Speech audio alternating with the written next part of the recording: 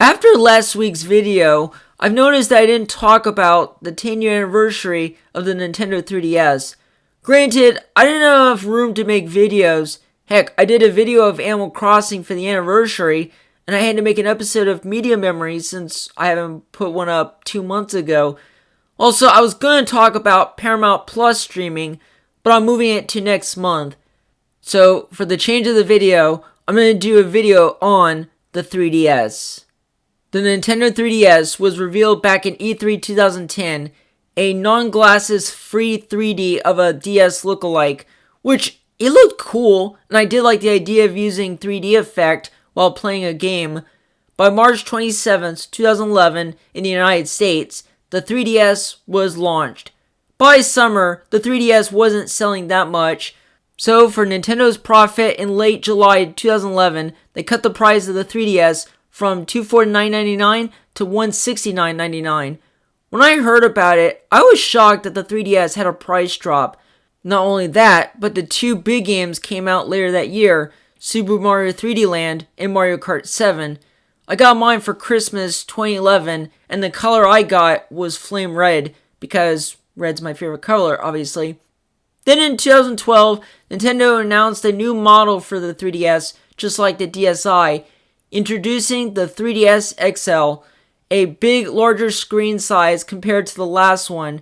In 2013, another new model for the 3DS got announced, the Nintendo 2DS, a device that has no 3D effect and has no foldable. At least I didn't buy it because it has no 3D in it. Well, the reason why Nintendo made that because parents had trouble with kids at less than age 7 for the 3D in their eyes. Then by 2014, my original 3DS broke. The only part that got broke was the SD card slot on the door, which wouldn't let me play games. So after using the graduation money, I had to get a 3DS XL.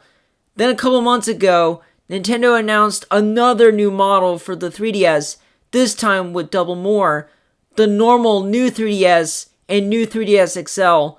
The new features they added in the model compared to the previous ones are face tracking for improved 3D viewing angles, additional shoulder buttons, ZL and ZR, C-stick adjustment, and support use of Amiibo products.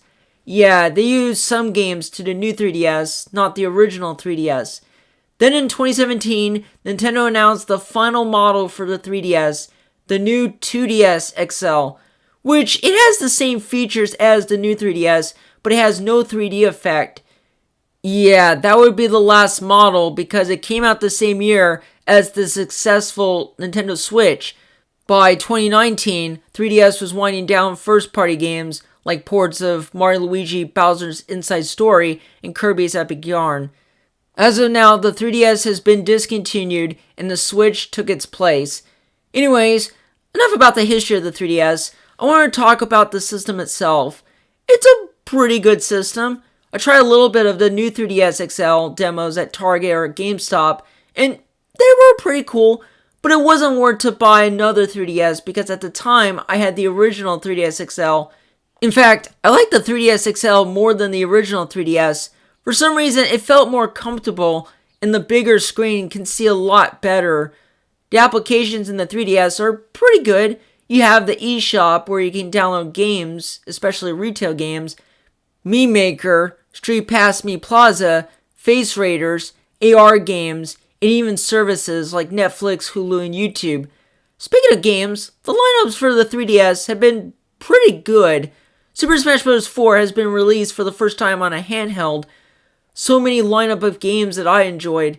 Super Mario 3D Land is my favorite 3DS game, and it deserves to be on my list. Animal Crossing New Leaf, where I played so many hours into the game, and it was my first game I played in this series.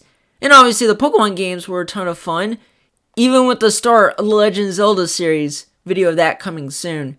I can't say the 3DS is better than the DS, but it was an enjoyable product, and with the sales at almost 76 million worldwide, it's quite cool. However, DS has more worldwide sales, let alone people getting that during the lifespan. But yeah, the 3DS has good library games and a good handheld system. Who knows what Nintendo will do since the Switch is like a handheld. They could make a new handheld-only system. Only time will tell. But I'll see you guys for more videos soon.